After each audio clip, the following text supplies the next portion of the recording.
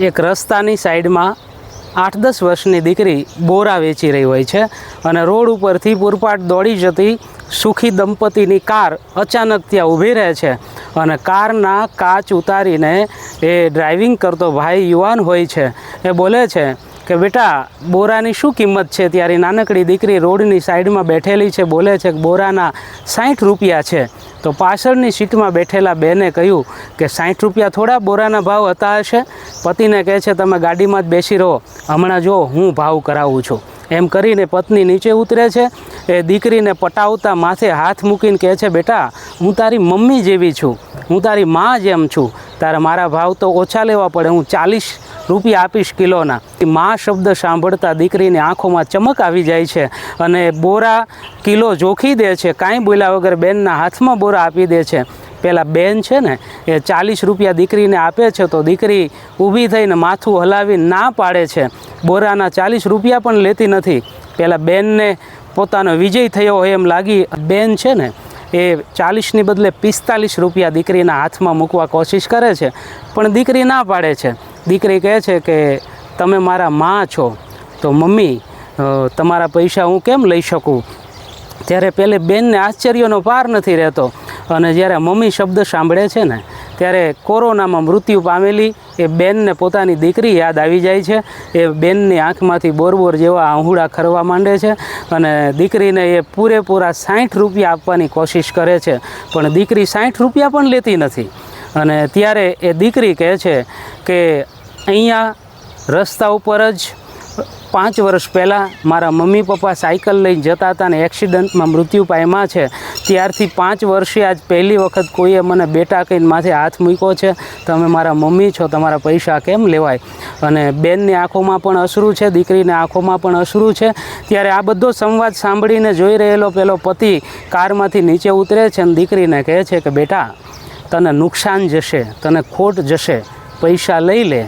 ત્યારે દીકરી કહે છે કે અંકલ સંબંધોમાં પરિવારમાં નુકસાન કે ખોટ ન જોવાની હોય, પ્રેમ જોવાનો હોય. પ્રેમ મહત્ત્વનો છે, પૈસો નહીં.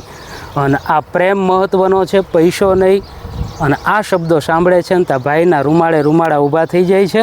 પહેલાં બેને દીકરીને ભેટી પડે છે અને દીકરીને પોતાના ગળામાં પહેરેલો સોનાનો ચેન એ દીકરીના ગળામાં પહેરાવીને બેન બોલે છે કે મમ્મી તરફથી આ ગિફ્ટ, અને આજથી તારા ભૈલો ભણે છે ને એને અને તને બંનેને ભણાવવાનો ખર્ચ હું આપીશ. આટલું કહીને પછી ગાડીમાં બેસે છે અને એ ગાડી પછી શહેરમાં જવાના બદલે હવે ગામડા તરફ જાય છે. અને સતત ને સતત મનમાં ડ્રાઇવિંગ કરતા યુવાન વિચારે છે કે પરિવારમાં નફો કે નુકસાન ન જોવાનું હોય, પ્રેમ જોવાનો હોય. અને આજ સુધી મેં મારા મોટા ભાઈને કોર્ટના ધક્કા ખવડાવ્યા છે, કચેરીના ધક્કા ખવડાવ્યા છે, ખૂબ પરેશાન કર્યા છે, બદનામી કરી છે. નાનકડી પપ્પાએ આપેલી મિલકતમાં વધારે ભાગ લેવા માટે મેં આ બધું કર્યું છે. આજ હું માફી માગી લઉં એમ કરી અને નળિયાવાળું ઘર છે, ફળિયું છે, એ ગામડાના ફળિયા પાછી આવીને ગાડી ઊભી રહે છે. દરવાજો ખખડાવે છે અને અંદરથી મોટા ભાઈ આવે છે. નાના ભાઈને જોતા એટલું જ બોલે છે કે હવે શું બાકી રહ્યું છે? જગ હંસાઈ થઈ, બદનામી કરી, કોર્ટ કચેરીના ધક્કા ચાલુ છે, હવે શું લેવા આવ્યો છે? ત્યારે એ નાનો ભાઈ બોલે છે કે ભાઈ હવે હું કાંઈ લેવા નથી આવ્યો, તમારી પાસે માફી માંગવા આવ્યો છું.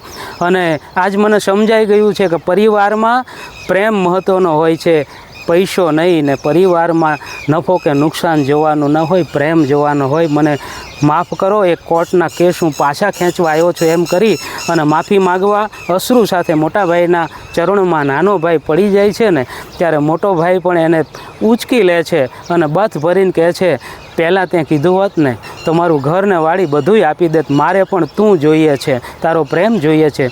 વર્ષોના અબોલા માત્ર 5 સેકન્ડમાં પૂરા થઈ જાય છે.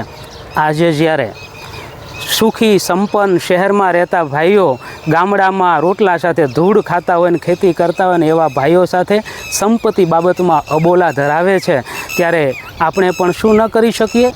કારણ કે પરિવારમાં પ્રેમ મહત્ત્વનો છે, પૈસો નહીં. અબોલા તૂટે તો દેવબંદી સાહેબ લખે કે ફાંસલે સदियों के यूँ तो एक लम्हे में तय हो जाते हैं, फांसले सदियों के यूँ तो एक लम्हे में तय हो जाते हैं, यदि दिल मिला ले कोई हाथ मिलाने वाला.